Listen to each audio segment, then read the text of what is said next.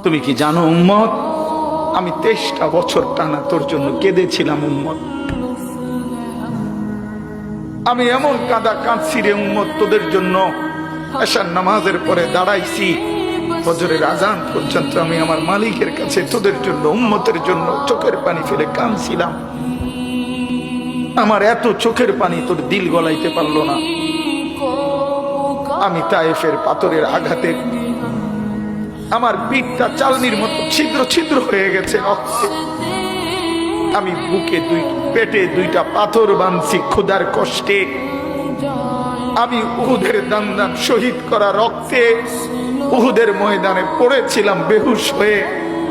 আমার ঘরের চুলায় 3 মাস রান্নার জন্য কোনোদিন চুলায় আগুন জ্বলে নাই।